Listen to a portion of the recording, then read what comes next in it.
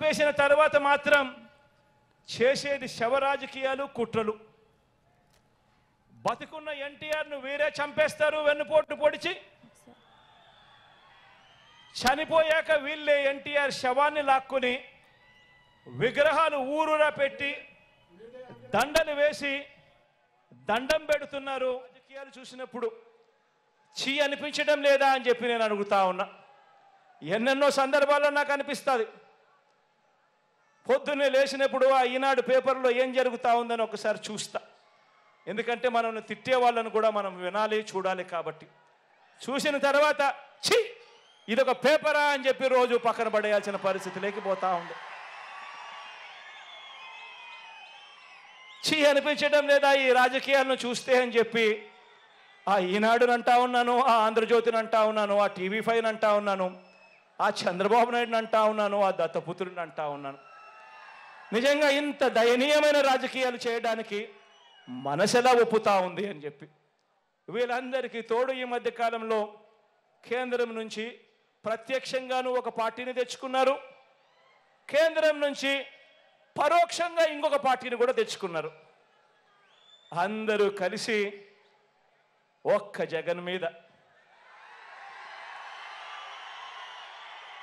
ఒక్క జగన్ మీద యుద్ధం. ఇంతమంది ఏకమై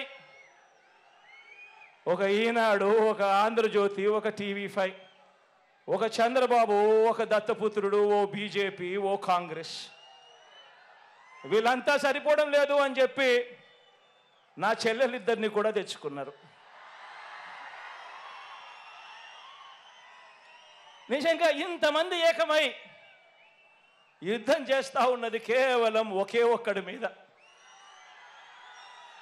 ఈ ఒకే ఒక్కడు ఇంతమందిని ఇంతగా భయపడిచ్చాడు అని అంటే ఈ ఒకే ఒక్కడి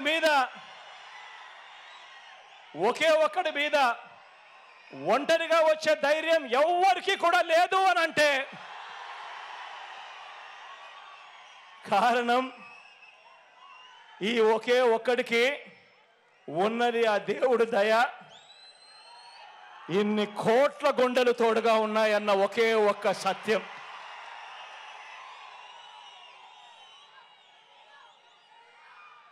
ఈ 75 ఏళ్ల బాబునే చూడండి. తన మేనిఫెస్టోలో ఇచ్చిన వాగ్దానాలు, బాబుకు అధికారం దక్కిన వెంటనే మేనిఫెస్టో అన్నది ఎక్కడ ఉంటుంది అంటే వెతుక్కోవాలి.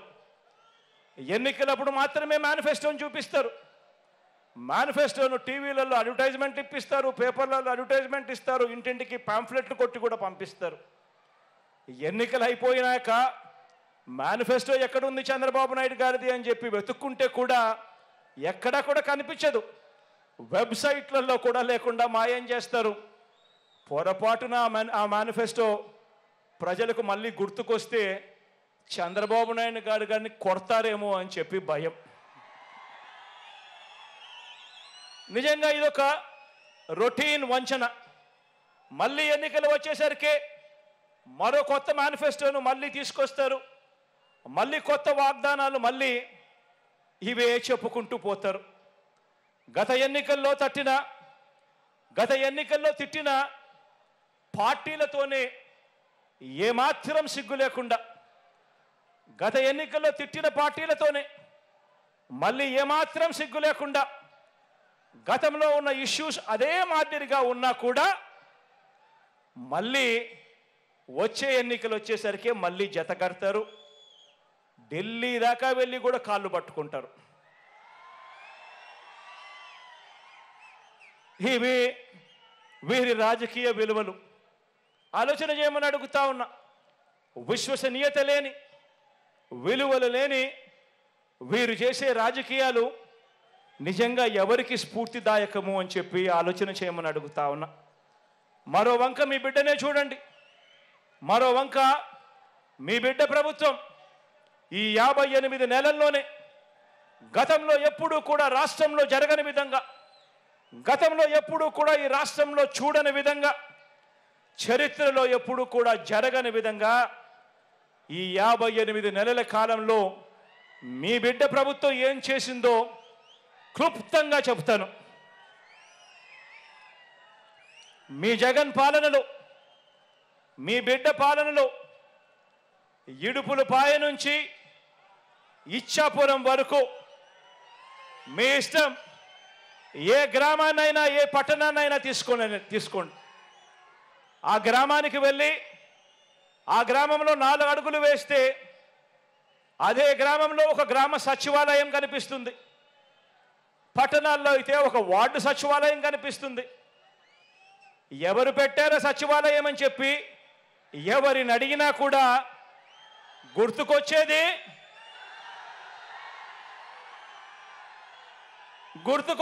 మీ జగన్ చేసింది మన వైఎస్ఆర్సీపీ పార్టీ, జరిగినది ఈ 58 నెలల కాలంలోనే అని చెప్పి కూడా గర్వంగా చెప్తా ఉన్నా. ఆ సచివాలయాల్లోనే, అందులోనే దాదాపుగా 10 మంది మన పిల్లలే ఉద్యోగస్తులు, మన చెల్లెమ్మలు మన తమ్ముళ్ళే అక్కడే, మన పిల్లలే ఉద్యోగం చేస్తూ అక్కడే కనిపిస్తారు. ఆ సచివాలయానికి వెళ్ళి ఆ 10 మంది మన చిట్టి తల్లులను చిట్టి పిల్లలను చూసినప్పుడు, అక్కడ వాళ్ళు ఉద్యోగం చేస్తూ ఉన్నప్పుడు గుర్తుకొచ్చేది మీ జగన్, మన వైఎస్ఆర్ కాంగ్రెస్ పార్టీ. జరిగింది ఈ 58 నెలల కాలంలోనే. 1వ తేదీ ఉదయాన్నే ఇంటి వద్దకే వచ్చి తలుపు తట్టి చిక్కటి చిరునవ్వుతో, గతంలో ఎప్పుడు జరగల, గతంలో ఎప్పుడు చూడలా, 1వ తేదీ సెలవు దినమైనా సరే, 1వ తేదీ ఆదివారమైనా సరే, తెల్లవారక మునిపే చిక్కటి చిరునవ్వులతో మనవళ్ళు మనవరాళ్ళగా వాలంటీర్లు వచ్చి తలుపు తట్టి అవ్వ తాతలకు, వితంతు అక్క చెల్లెమ్మలకు, వికలాంగులకు, ఇలా ఏకంగా 66 లక్షల మంది కుటుంబాలకు అందించే 3000 పెన్షన్ అంటే గుర్తుకొచ్చేది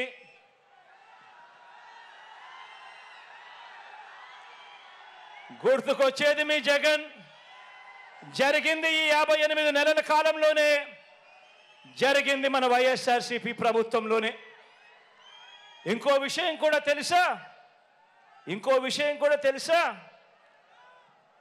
3000 రూపాయలు పెన్షన్ ఇస్తా ఉన్న రాష్ట్రం దేశంలోనే ఎక్కడా లేదు. 3000 రూపాయలు పెన్షన్ ఇస్తా ఉన్న రాష్ట్రం దేశంలోనే ఎక్కడా లేదు.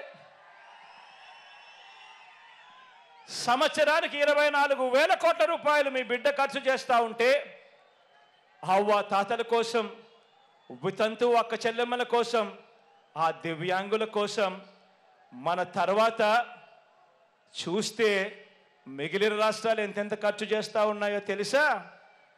తర్వాత రాష్ట్రం తెలంగాణ చేస్తూ ఉన్నది కేవలం 12,000 కోట్లు. అంతకన్నా తక్కువ చూస్తే ఇంకా మిగతా రాష్ట్రాలన్నీ 8,000 కోట్లు, 6,000 కోట్లు, 4,000 కోట్లు. కానీ మీ బిడ్డ ప్రభుత్వం చేస్తూ ఉంది ఎంతో తెలుసా? అవ్వతాతల కోసం ఏకంగా సంవత్సరానికి 24,000 కోట్ల రూపాయలు అవ్వతాతల కోసం చేస్తూ ఉన్న ప్రభుత్వం మీ బిడ్డ ప్రభుత్వం. జరుగుతూ ఉన్నది ఈ 58 నెలల కాలంలోనే, మీ బిడ్డ హయాంలోనే అని చెప్పడానికి గర్వపడతా ఉన్నా. లంచాలు, వివక్షకు మారు పేరైన జన్మభూమి కమిటీలను రద్దు చేసి, లంచాలు లేని, వివక్ష లేని సచివాలయాలు, వాలంటీర్ల వ్యవస్థ ఎవరు ప్రవేశపెట్టారు అని అంటే, లంచాలు లేని వ్యవస్థ, వివక్షకు చోటు లేని వ్యవస్థ మన గ్రామ స్థాయిలో ఈరోజు గత ఎన్నికల్లో మీ జగన్కు ఓటు వేయని వారికి కూడా ఈరోజు పథకాలన్నీ కూడా అందుతా ఉన్నాయి అంటే జరుగుతా ఉన్నది మీ బిడ్డ పరిపాలనలోనే. ఈ 58 నెలల కాలంలోనే, మన వైఎస్ఆర్సీపీ పరిపాలనలోనే. డీబీటీ ద్వారా గతంలో ఎవరు కూడా ఊహించని విధంగా ప్రభుత్వం ఖర్చు చేస్తా ఉన్న డబ్బులు పేదలకు అందుతాయా? అది కూడా లంచాలు లేకుండా వివక్ష లేకుండా అందే పరిస్థితి వస్తుందా అని అంటే ఎవరు కూడా నమ్మశక్యంగా అవును అని చెప్పే పరిస్థితి లేదు మీ బిడ్డ ప్రభుత్వం రాకమునుపు. ఈరోజు మీ బిడ్డ ప్రభుత్వంలో డీబీటీ ద్వారా అంటే నేరుగా మీ బిడ్డ బటన్ నొక్కడం, నేరుగా నా అక్క చెల్లెమ్మల కుటుంబాల ఖాతాల్లోకి నేరుగా డబ్బులు వెళ్ళిపోవడం, ఎలాంటి లంచాలు లేవు, ఎలాంటి వివక్ష లేదు, నేరుగా పేదల బ్యాంకు ఖాతాల్లోకి గతంలో ఎప్పుడూ జరగని విధంగా, గతంలో ఎప్పుడూ చూడని విధంగా ఏకంగా 2,70,000 కోట్ల రూపాయలు, మరొకసారి చెప్తా ఉన్నా, ఏకంగా 2,70,000 కోట్ల రూపాయలు నేరుగా నా అక్క చెల్లెమ్మల కుటుంబాల ఖాతాల్లోకి వెళ్ళింది. ఎప్పుడు అనంటే బ్యాంకులకు వెళ్ళి ఆ అక్క చెల్లెమ్మల కుటుంబాలు వాళ్ళ ఖాతాలు చూసినప్పుడు, ఆ ఖాతాల్లో లక్షలు లక్షలు కనిపించినప్పుడు గుర్తుకొచ్చేది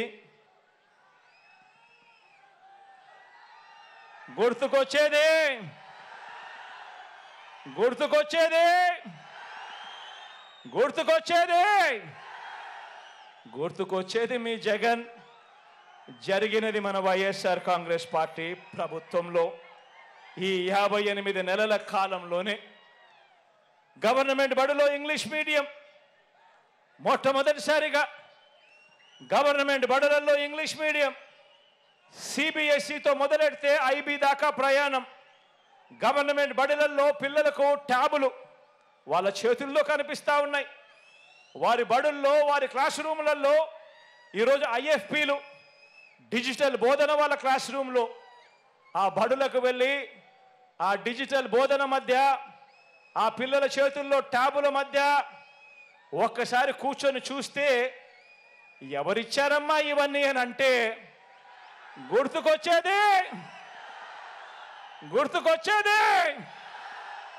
గుర్తుకొచ్చేది మీ జగన్. జరిగినది ఎప్పుడు అనంటే ఈ 58 నెలల కాలంలో మన వైఎస్ఆర్సీపీ ప్రభుత్వంలో. గ్రామంలో రైతన్నను ప్రతి విషయంలోనూ కూడా విత్తనం దగ్గర నుంచి పంట కొనుగోలు వరకు ప్రతి విషయంలోనూ కూడా రైతన్నలను చెయ్యి పట్టుకొని నడిపిస్తూ ఆర్బీకేలను గ్రామ స్థాయిలోనే తీసుకువచ్చి రైతన్నకు తోడుగా ఉండింది ఎవరు అనంటే ఆ ఆర్బీకేకి వైపు వెళ్ళి ఆ ఆర్బీకే చూసినప్పుడల్లా గుర్తుకొచ్చేది మీ జగన్. జరిగింది ఎప్పుడు అనంటే ఈ 58 నెలల వైఎస్ఆర్సీపీ పాలనలోనే. రైతన్నకు గతంలో ఎప్పుడూ కూడా జరగని విధంగా పెట్టుబడికి సహాయంగా రైతు భరోసా సొమ్ము ఆలోచన చేయమని అడుగుతా ఉన్నా.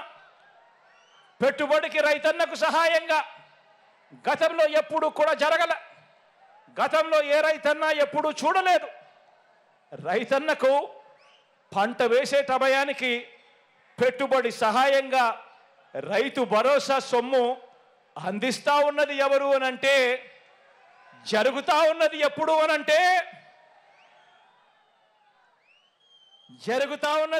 అనంటే అందిస్తా ఉన్నది ఎవరు అనంటే గుర్తుకొచ్చేది మీ జగన్. చేస్తా ఉన్నది వైఎస్ఆర్ కాంగ్రెస్ పార్టీ ఈ 58 నెలల కాలంలోనే అని చెప్పడానికి గర్వపడతా ఉన్నా.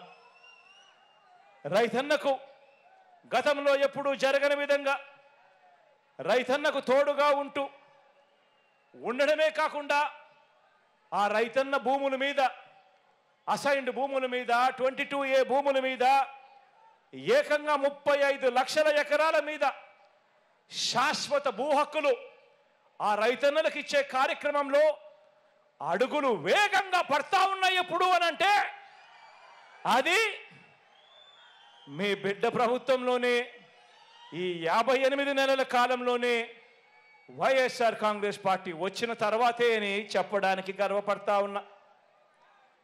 ఈరోజు నిరుపేదలంటూ ఈరోజు నిరుపేదలంటూ ఈ 58 నెలల కాలంలోనే ఆ ప్రతి నిరుపేదకు కూడా తోడుగా ఉండాలని, ఆ నిరుపేదల గురించి ఆలోచన చేసిన పరిస్థితులు, ఆ నిరుపేదల చేతుల్లో 2,70,000 కోట్ల రూపాయలు పెట్టిన పరిస్థితులు ఎప్పుడు జరిగాయి అనంటే అది మీ బిడ్డ పాలనలోనే. చరిత్రలో ఎప్పుడు కూడా కని విని ఎరగని విధంగా సామాజిక న్యాయానికి అర్థం చెబుతూ సామాజిక న్యాయం అన్నది చేతల్లో చూపిస్తా ఉన్న ప్రభుత్వం, సామాజిక న్యాయానికి నిజంగా పెద్దపీట వేసిన ప్రభుత్వం ఎక్కడైనా ఉంది అనంటే అది మీ బిడ్డ ప్రభుత్వం.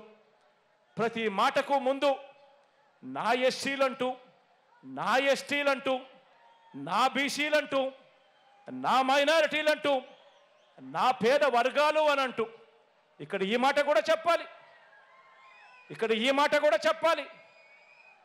పేదరికంలో కులం చూడడం లేదు, మతం చూడడం లేదు, రాజకీయం చూడడం లేదు. పేదవాడికి తోడుగా ఉండాలి అని అడుగులు వేసిన ప్రభుత్వం కూడా ఒక్క మీ జగనన్న ప్రభుత్వమే అని చెప్పడానికి గర్వపడతా ఉన్నా. ఈరోజు ముఖ్యమంత్రి స్థానంలో ఉన్న వాళ్ళు ఎస్సీలను తూలనాడితే ఆ ఎస్సీలు గ్రామాలలో ఎలా బతుకుతారు? అధికారంలో ఉన్న వాళ్ళు బీసీలను తూలనాడితే ఆ బీసీలు గ్రామాలలో ఎలా బతుకుతారు? అధికారంలో ఉన్న వాళ్ళు మైనారిటీలకు ఇచ్చిన ఆ దివంగత నేత ప్రీతమ నాయకుడు రాజశేఖర రెడ్డి గారు ఇచ్చిన ఆ 4% రిజర్వేషన్తో అధికారంలో ఉన్న వాళ్ళు చెలగాటమాడితే ఆ మైనారిటీలు ఎక్కడికి పోతారు?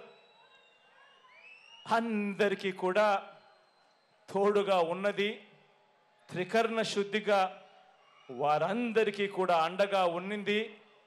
వాళ్ళందరికీ కూడా మంచి జరిగింది ఎప్పుడు అనంటే అది ఈ 58 నెలల కాలంలోనే చెప్పడానికి గర్వపడతా ఉన్నా.